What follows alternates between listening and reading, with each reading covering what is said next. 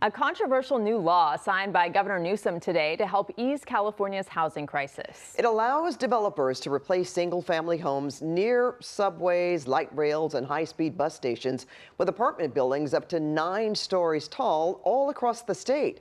And KCAL political reporter Tom Waite is live in Tarzana tonight with a reaction from local leaders and residents. Tom?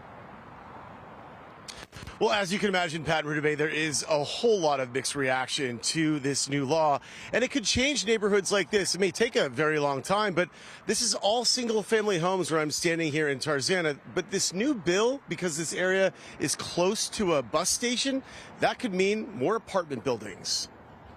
From SkyCal, a look at the G-Line station on Oxnard Street in Tarzana. When we zoom out, you'll see the station is surrounded by single-family homes. But soon, that could all change at this corner and across the state. Friday, Governor Newsom signed into law a new bill that will allow developers to build high-density housing, like apartment buildings, around subway, light rail, and high-speed busway stations, even if city zoning laws say no. Right now, so many of our best transit stops in California are surrounded by single-family homes, very low density, so very, very few people can actually walk to transit because they can't live anywhere nearby it. Northern California State Senator Scott Wiener authored the bill known as SB 79. The new law will allow developers to build apartment buildings up to 9 stories tall in some areas, even in neighborhoods with single-family, single-story homes. And the new law prevents city and county leaders from blocking the projects. So now we'll be able to have more apartment buildings and condo buildings and affordable housing and townhomes within walking distance, within a half a mile of transit. Tens of millions of dollars have been spent on expanding LA's metro and bus system. Still, many LA leaders are skeptical of the new zoning law, including LA Mayor Karen Bass, who said in a statement that she supports the legislation's intent, but says the new law currently diminishes neighborhood input on planning and zoning. Over the summer, LA City Council members, in an 8-5 vote, approved a symbolic resolution opposing the new state zoning law.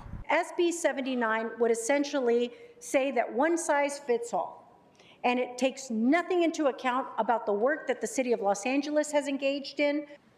A one-size-fits-all mandate from Sacramento is not safe, and it's not responsible. Other council members said while they did not fully support the new law, they also would not completely oppose it. Our housing crisis is too dire for us not to engage constructively with this bill and its goals, which is to build more housing near transit, which LA does not currently do in adequate amounts. You can't have your cake and eat it too.